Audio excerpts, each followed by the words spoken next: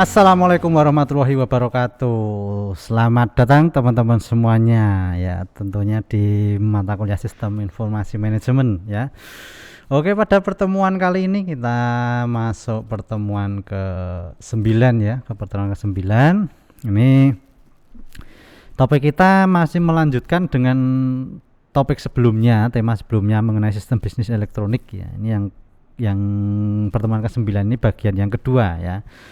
Jadi sistem bisnis elektronik bagian yang kedua ini kita masuk ke sistem bisnis fungsional, di mana sistem ini akan mengintegrasikan berbagai macam fungsi dalam sebuah perusahaan ya, atau organisasi untuk mendukung kinerja secara keseluruhan dari organisasi atau perusahaan tersebut ya. Nah, dalam sistem bisnis fungsional ini ada beberapa subsistem yang terlibat atau yang terkait ya. Yang pertama itu ada sistem pemasaran ya, atau fungsi pemasaran. Terus ada sistem sumber daya manusianya ya, kemudian keuangan, accounting ya, sama nanti pabrikasi atau manufacturing ya. Nah, itu tadi beberapa bagian yang akan terkait di dalam sistem bisnis fungsional. Lah, sistem bisnis fungsional itu nanti fungsinya tadi dari beberapa fungsi subsistem tadi akan diintegrasikan menjadi satu, agar apa? Komunikasinya bisa bisa cepat ya, bisa cepat. Kemudian kualitas pengambilan keputusan juga akan lebih baik, lebih maksimal seperti itu. Nah, jadi secara konsep atau definisi memang sistem bisnis fungsional itu dia berbagai jenis informasi atau kumpulan berbagai jenis informasi yang terintegrasi dari menjadi satu. Nah, kumpulan-kumpulan itu dari berbagai macam fungsi tadi ya. Ada pemasaran, ya, pengolah keuangan, kemudian SDM sama manufacturing atau pabrikasi. Nah, informasi-informasi yang terkumpul di dalam sebuah sistem ya, sistem bisnis fungsional itu mulai dari pengolahan transaksi, kemudian ada informasi, pengelolaan manajemen informasi, dan decision support system ya, sistem pendukung keputusan. Nah, seperti itu. Nah, di dalam sistem bisnis fungsional yang pertama yang terkait itu adalah sistem informasi mengenai pemasaran. Nah, sistem informasi pemasaran ini memang tujuannya untuk mendukung bagian pemasaran atau fungsi pemasaran untuk menyediakan informasi yang up to date ya. Kemudian menggunakan perangkat teknologi yang maksimal ya. Nah, itu karena nanti dia harus menjalin komunikasi, terutama kalau pemasaran ya, itu dengan customer maupun calon customer, sehingga ketika menggunakan aplikasi itu akan lebih maksimal karena bisa komunikasinya tidak hanya satu arah tapi bisa dua arah ya, dua arah. Jadi antara bagian fungsi pemasaran dengan pelanggan itu nanti akan terjadi komunikasi yang interaktif ya, dua arah ya. Sehingga nanti ini dalam komunikasi ini memang melibatkan jaringan internet ya, jaringan internet, extranet dan intranet.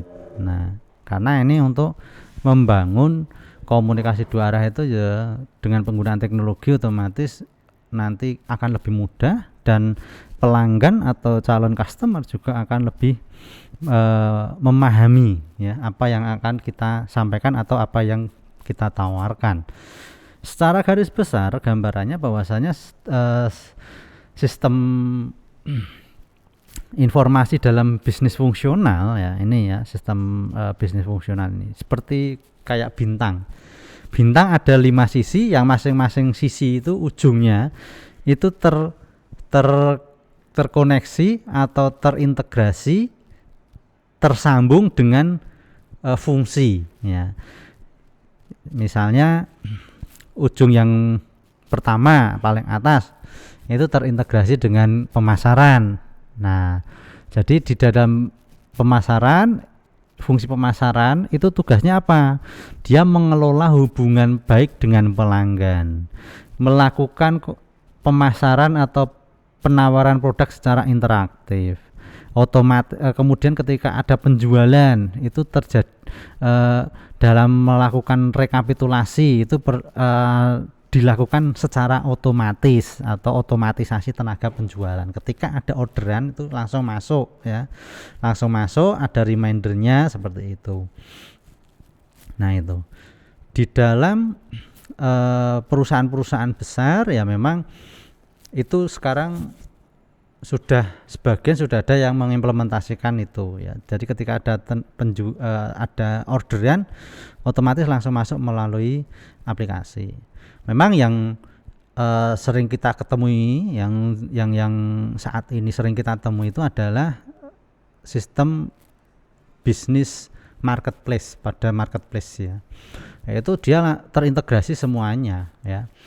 Ya jadi terkait ketika ada pembelian atau otomatis langsung nanti ada notifikasi, terus ada persiapan pengepaan ya, kemudian sampai barang dikirim. Nah itu.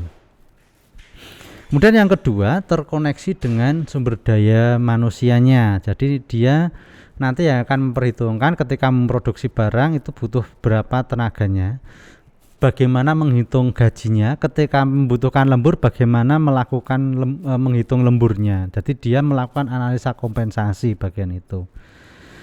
Kemudian menyediakan tenaga ahli ya, kalau memungkinkan ya harus disediakan tenaga ahli yang kompeten di bidang tertentu atau di bidang yang kita geluti ya, misalnya tenaga ahli di bidang produksi barang apa seperti itu ya. Itu perlu sekali untuk dilakukan pemetaan. Nah, kemudian kebutuhan personil tadi sudah saya singgung ya. Jadi kebutuhan personil yang untuk memproduksi itu berapa. Kemudian yang ketiga terkoneksi dengan keuangan. Ketika memproduksi barang itu ada kaitannya dengan bahan baku, otomatis butuh uang, butuh dana. Lah itu bagaimana pengalokasian dananya. Kemudian tadi alokasi sumber daya manusianya, berapa kompensasi yang harus dibayarkan, itu harus diperhitungkan. Lah nanti bagian keuangan yang akan mengeluarkan dananya seperti itu, memvalidasi seperti itu. Nah itu keuangan itu yang bagian validasi pembayaran serta selain itu bagian keuangan juga dia harus melakukan analisa terkait dengan investasi, kemudian permodalan, kemudian bagaimana memenuhi kebutuhan dana ya, bisa dari pihak ketiga dan seterusnya. Nah selanjutnya bagian akuntansi ini yang akan mencatat ya, mencatat ketika ada pesanan, terus kemudian dia harus mengklasifikasikan ya pelanggan atau pesanan tersebut, pesanannya itu modelnya cash atau tempo atau kredit ya. Ketika kredit kan otomatis dia harus mengelola piutangnya ya. Kemudian ketika produk barang jadinya itu menipis, dia harus bagaimana mengelola persediaannya agar tidak terjadi keterlambatan produksi dan keterlambatan penjualan seperti itu, karena itu akan merugikan perusahaan. Nah itu setelah itu ketika diproduksi dia akan menghitung bagaimana penggajian terhadap kompensasi itu ya, karyawannya ya. Terus dia melakukan posting ke buku besar. Nah itu. Nah selain itu ketika ada butuh sumber dana yang lebih dan perusahaan mengalami defisit ya, otomatis kita perlu menghitung berapa kebutuhan dana. Lah kalau kebutuhan itu yang menghitung nanti bagian keuangan, cuma nanti kita yang akan ketika mendapatkan dana dari pihak ketiga, kita yang harus mencatatnya, mencatat utang seperti itu. Nah itu fungsi yang keempat. Kemudian yang kelima, operasional atau produksi. Nah ini memang dia lebih fokusnya ke mengolah barang dari bahan baku menjadi barang jadi ya. Dia merencanakan sumber daya yang dibutuhkan, kemudian bagaimana cara mengendalikan prosesnya dari awal sampai akhir sehingga barang itu bisa sampai ke tangan pembelinya seperti itu, atau ke tangan customer. Nah, sistem informasi pemasaran itu dapat dicontohkan, kita lihat pada gambar ya, skema pada gambar yang saya slide-kan di PPT ya. Jadi sistem informasi pemasaran itu dari ada pemasaran interaktif, otomatisasi tenaga penjualan, pengelolaan hubungan pelanggan, dan manajemen penjualan ya. Selain itu juga ada penelitian pasar atau riset pasar, kemudian promosi dan periklanan, dan manajemen produk. Nah, kemudian untuk komponen-komponen yang penting dalam menentukan target pasar ya bagi perusahaan dagang itu ada 5 komponen utama. Yang pertama apa? Agar target pasar itu bisa mencapai sasarannya. Yang pertama adalah faktor komponen demografi ya, atau psikografi dari lingkungan atau mungkin konsumen kita ya. Demografi itu harus menjadi komponen utama untuk menentukan target pangsa pasar kita ya. Karena kalau kita tidak melihat demografi, kita mau kita jual ke siapa produk yang kita hasilkan gitu. Dalam menentukan target pasar ya kita harus tahu demografinya bagaimana ya.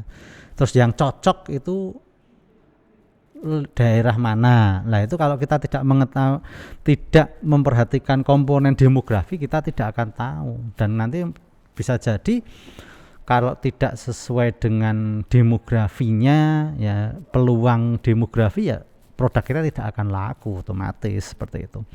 Dan yang kedua, konteksnya harus jelas ya, konteks produk kita itu bagaimana, terus konteks pasar yang akan kita sasar ya bagaimana, itu harus sesuai. Kalau tidak sesuai ya nanti sama saja, itu tidak akan ketemu antara penjual dan pembeli, tidak akan terjadi kesepakatan, bisa jadi tidak akan terjadi kesepakatan. Konten isi untuk mentargetkan pasar kita itu sesuaikan dengan konten yang akan kita tawarkan ya. Jadi konten yang akan kita tawarkan itu harus sesuai dengan target pasar yang akan kita bidik. Intinya seperti itu ya. Jadi kalau konten pasar yang kita bidik itu segmennya itu misalnya orang-orang yang dewasa ya, berarti kita kontennya harus membuat konten-konten yang memang itu tipikalnya ditujukan untuk orang dewasa, anak remaja juga seperti itu, atau orang tua ya, atau mungkin anak-anak seperti itu. Kemudian komunitas ya, komunitas kita juga harus melihat itu ya, itu komponen juga ya komunitas itu ya, karena memang produk kita itu bisa laku keras itu ketika di komunitas apa, kita sesuaikan dengan kebutuhannya. Nah, itu biasanya ada di lingkungan masyarakat, ada komunitas-komunitas tertentu di mana produk kita itu ternyata itu akan meningkatkan penjualan kita, itu otomatis juga penjualan kita tepat sasaran seperti itu. Nah, itu dengan mengacu komponen itu. Dan komponen yang kelima, perilaku online ya. Jadi kalau perilaku online di sini berarti kita bagaimana bisa pinter-pinternya kita menyesuaikan atau menyesuaikan sosial media atau menggunakan teknologi informasi khususnya sosial media yang sesuai dengan produk yang kita hasilkan, itu digunakan, kegunaannya itu untuk segmennya itu siapa saja. Nah, itu dan itu nanti otomatis perilaku online-nya kita harus menyesuaikan. Ketika kita menawarkan produk kita ke seorang remaja, ya efektifnya kita menggunakan, misalnya kita memanfaatkan media sosial ya, TikTok misalnya. Kalau misalnya produk kita itu ditujukan memang itu kegunaannya untuk memenuhi kebutuhan orang tua. Nah, kalau sosial media itu ya lebih efektif misalnya pakai Facebook, karena memang kalau dari segi risetnya, dari segi penelitian ilmiahnya bahwasanya setiap sosial media itu memiliki semacam kayak segmen-segmen tertentu sesuai dengan umurnya ya. Misalnya kayak TikTok itu lebih cenderung ke remaja. Sedangkan untuk Instagram itu untuk orang dewasa dan kaum sosialita, misalnya seperti itu. Nah, sedangkan untuk Facebook itu lebih cenderung orang tua. Nah itu memang itu perlu selalu dikembangkan risetnya ya. Memang untuk namanya aja riset itu selalu berkembang. Otomatis perilaku online juga setiap waktu akan mengalami perubahan dan perkembangan ya. Walaupun memang kadang ada ya, ada beberapa ya memang yang orang tua itu juga istilahnya konsen ke TikTok ya, ada juga yang ke Instagram ya, ada juga orang dewasa yang konsen ke TikTok macam itu atau Facebook seperti. Nah itu tadi ya 5 komponen utama yang menjadi target pemasaran bagi perusahaan dagang ya. Ini dari saya cukup sekian dulu. Saya akhiri dulu sekian. Assalamualaikum warahmatullahi wabarakatuh. Sampai ketemu pertemuan berikutnya.